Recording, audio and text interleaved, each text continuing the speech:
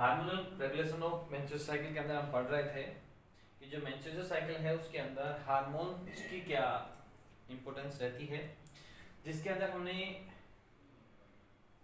First phase जो menstrual phase था उसके बारे में डिस्कशन कर लिया था।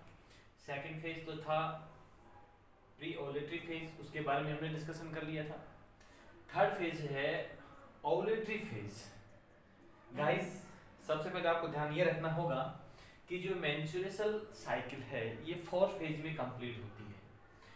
फर्स्ट फेज होगा मेंस्ट्रुअल फेज जो 1 से 5 डेज के बीच में होता है।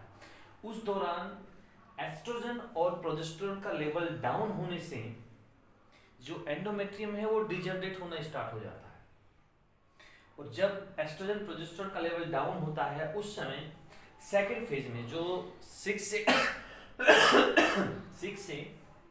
13 डेज तक होती है, उस दौरान एंटीरियर पिट्यूटरी ग्लैंड के द्वारा एफएसएच को सीक्रेट किया जाता है ताकि जो डीजनरेट हुई एंडोमेट्रियम है वापस वो रीजनरेट हो जाए।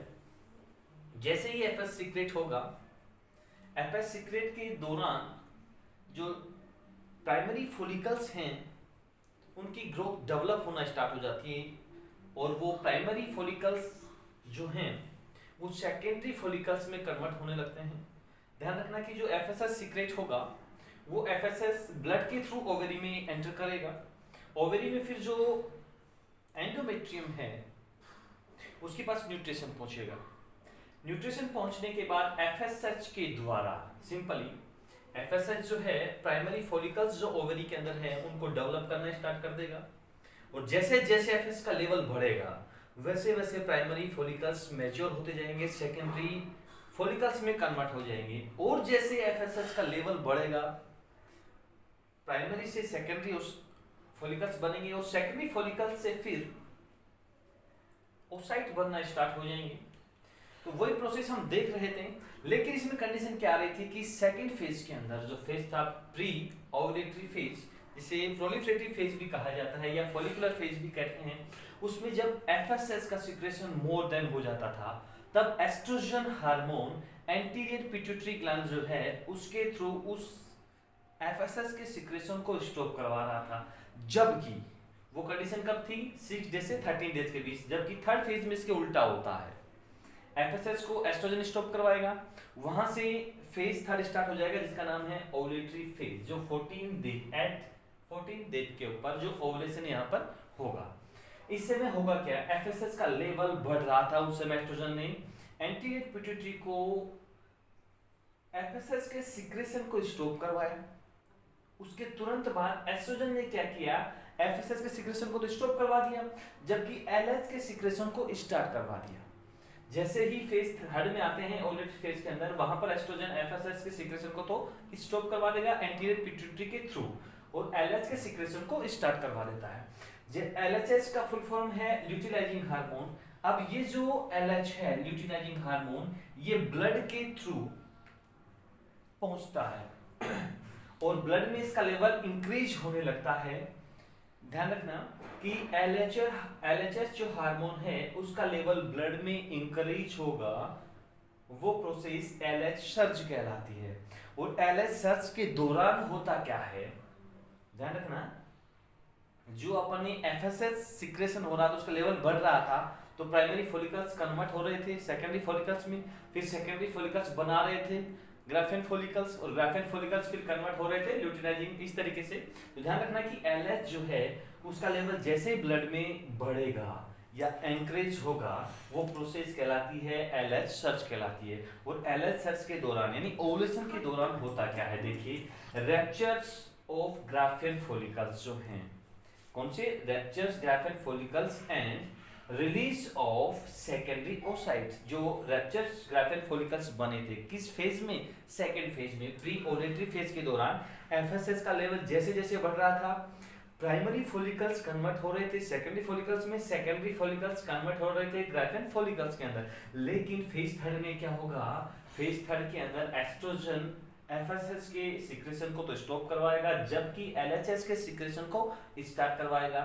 एलएचएस के सिक्रेशन के स्टार्ट होने से क्या होगा, जो रैप्चर्ड ग्राफेन फॉलिकल्स हैं वो सेकेंडरी ओसाइट्स के अंदर बदल जाते हैं, या यूं कहें कि रैप्चर जो ग्राफियन फॉलिकल्स हैं वो एलएचएस की प्रेजेंस में सेकेंडरी ओसाइट में बदल जाते हैं या सेकेंडरी ओसाइट को रिलीज करते हैं, जो फर्टिलाइजेशन की प्रोसेस के लिए नेसेसरी होता है। ध्यान देना कि ruptures of Graafian follicles and release of secondary oocyte are called ovulation. Ovulatory phase complete. Third phase जो है ओवुलेटरी फेज है। फोर्थ फेज की बात करते हैं।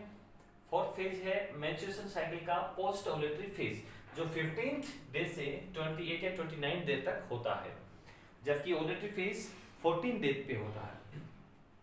पोस्ट ओवुलेटरी फेज यानी फोर्थ फेज में क्या होगा, जो पोस्ट ओवुलेटरी फेज कहलाता है, उस दौरान जो रैप्चर्ड ग्राफियन फॉलिकल्स हैं वो देखो कुछ तो सेकेंडरी ओसाइट में कन्वर्ट हो गए हैं जो रैप्चर्ड ग्राफियन फॉलिकल्स है, जबकि फोर्थ फेज में क्या हो रहा है कि रैप्चर्ड ग्राफियन फॉलिकल्स जो हैं कन्वर्ट होते जाएंगे धीरे धीरे कार्पस ल्यूटियम के अंदर।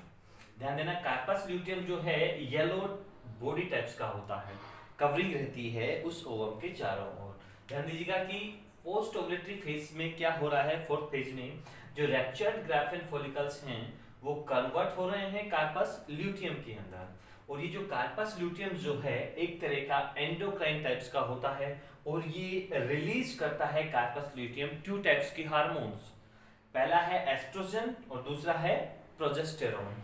एस्ट्रोजन और प्रोजेस्टेरोन जो हैं ब्लड के थ्रू एंटर करेंगे एंडोमेट्रियम के अंदर, और वहां पर जाकर क्या करेंगे, growth of endometrium and increase secretory activity of endometrium. ध्यान दीजिएगा कि जैसे ही estrogen and progesterone hormone blood के थ्रू एंटर करते हैं एंडोमेट्रियम में, तो वहां पर ये एंडोमेट्रियम को रिपेयर करते हैं, या यूं कहें कि एंडोमेट्रियम के अंदर जो भी एक्टिविटीज होती हैं वो एस्ट्रोजन और प्रोजेस्टेरोन हार्मोन की वजह से ही होती हैं। तो यहाँ पर ध्यान रखना कि फोर्थ फेज में क्या होगा कि रैप्चर्स जो ग्राफियन फॉलिकल्स हैं वो कन्वर्ट हो जाएंगे कार्पस ल्यूटियम के अंदर। फिर कार्पस ल्यूटियम एंडोक्राइन टाइप्स का होता है जो 2 हार्मोन सीक्रेट करता है, फिर वो हार्मोन्स जो हैं एंडोमेट्रियम को वापस रिपेयर करते हैं। अब हम फिर आते हैं फर्स्ट फेज के अंदर, जो अपना मेंस्ट्रुएशन फेज था, उसमें क्या हो रहा था, एंडोमेट्रियम जो था डीजनरेट हो रहा था। किस वजह से, एस्ट्रोजन और प्रोजेस्टेरोन जो हार्मोन है उसका लेवल डिक्रीज होने से। जबकि फोर्थ फेज में क्या हो रहा है, एस्ट्रोजन एंड प्रोजेस्टेरोन हार्मोन का लेवल बढ़ रहा है, जिससे एंडोमेट्रियम वापस अपनी एक्टिविटी शो कर रहा है। तो ध्यान रखना गाइस, जो मेंस्ट्रुएशन साइकिल है इस फोर्थ फेज में कंप्लीट होती है। फर्स्ट फेज है मेंस्ट्रुएशन साइकिल में, फोर्थ फेज है, फर्स्ट फेज होगा मेंस्ट्रुएशन फेज जो 1 से 5 डेज के बीच में होगा। सेकंड फेज है प्री ओवुलेटरी फेज जो 6 से 13 डेज के बीच में होता है। थर्ड फेज है ओवुलेटरी फेज जो 14 डेज पे होता है, और फिफ्थ फेज है पोस्ट ओवुलेटरी फेज जो 15 से 28 डेज तक चलता है। फोर्थ फेज के अंदर वापस रिजनरेट होना स्टार्ट हो जाता है एंडोमेट्रियम, और ये process continuously month by month चलती रहती है। तो आज हमने hormonal regulation of menstrual cycle के बारे में डिस्कशन किया है।